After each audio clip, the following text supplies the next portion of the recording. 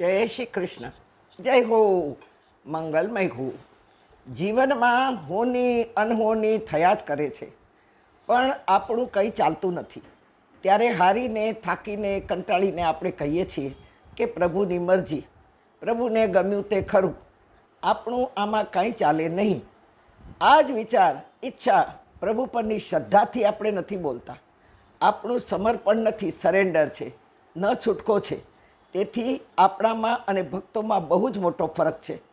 ભક્તો સંતોએ પોતાના કર્મોનો બોજો, દોષો, દુઃખો ભગવાન પર નહીં ઢોળ્યા, કે ભગવાન પર આ કલંક નહીં લગાવ્યું કે ભગવાન જ આ બધું કરી રહ્યા છે મારા જીવનમાં. પણ જરાક નજીકમાં જીવનમાં મનગમતું ઈચ્છા મુજબ કે ઉલટું થાય તો સીધો દોષ ભગવાન પર જ આપણે ઢોળી દઈએ. ભગવાન છે જ નહીં, ભગવાન હોય તો મારા જીવનમાં આમ કેમ થાય, નહીં તો પૂજા પાઠ કલાકો સુધી કરું છું, ક્યાંય સુધી જપ જાપ કર્યા પછી પણ આવું કેમ થાય. ભગવાન છે તેથી જ ન્યાય મળે છે. સતત સુખો ભોગો જ મળતા હોત અને જો માનવનું ચાલતું હોત, માનવની ઈચ્છા મુજબ ચાલતું હોત, તો પહેલાં તો માનવ આ સૃષ્ટિને ચાલવા જ ન દેત, એનો ધણી થઈને બેસત. જુઓ ને, હિરણાક્ષ, હિરણ્યકશ્યપ, દુર્યોધનની 100 કૌરવોની સેના, જરાસંધ, શિશુપાળ, જુઓ આ બધા રાક્ષસો જાણે પોતાના બાપની આ દુનિયા હોય એમ જ વર્તન કરવા માગતા હતા. રાવણ, કંસ, દુર્યોધન, જુઓ બધા પોતાની જ આ દુનિયા છે, પોતે જ રચના કરી છે, પોતાનું જ ચાલવું જોઈએ, પોતે કે તે ધર્મ, અધર્મને પણ ધર્મ માનીને જ ચલાવનાર આવા લોકો, આવા અસુરો, આવા રાક્ષસો હતા.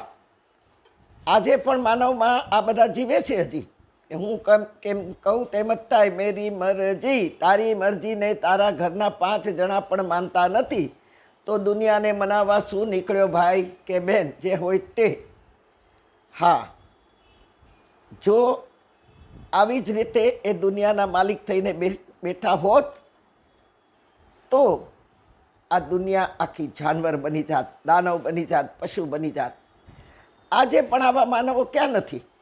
આજે પણ માનવમાં દાનવ જીવે છે, જાનવર જીવે છે, પશુઓ જીવે જ છે નહીં.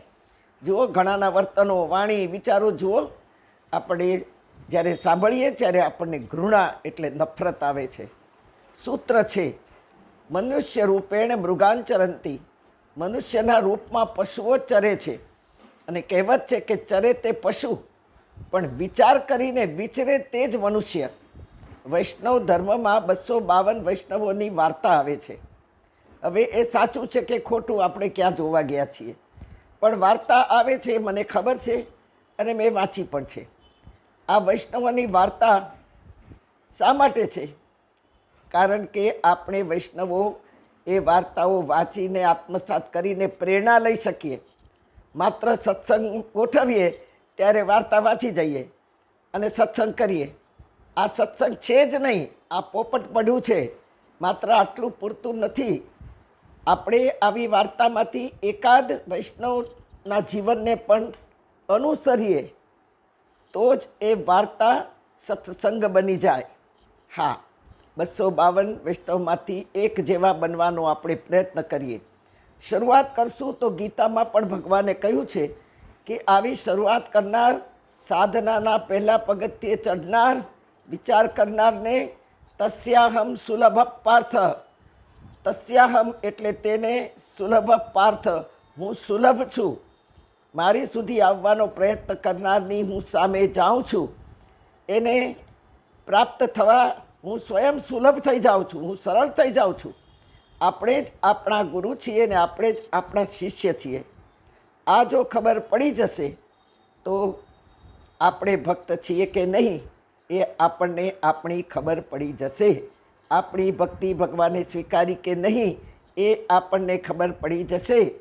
ભગવાન જો આ રીતે તસ્યાહમ સુલભ થઈને આપણી સામે આવતા હોય તો અગ્નિ પાસે કચરો બળે તેમ ભગવાનનો ઉપરના ઉપરનો પવન બી જો આપણી પાસે આવે તો આપણા ખોટા કર્મોનો કચરો આપોઆપ બળી જાય. હા, જ્ઞાનાગ્નિ સર્વકર્માણી ભસ્મસાત કુરુતે અર્જુન. ભગવાન અગ્નિ સ્વરૂપ છે. આપણા કર્મોનો કચરો ભગવાનનો પવન પણ આપણી તરફ આવે તો બળી જાય. ભગવાન તરફ જવાની પહેલ આપણે કરવી પડે. બાકી એ તો જુઓ, દોડ પગે દોડવા તૈયાર જ છે.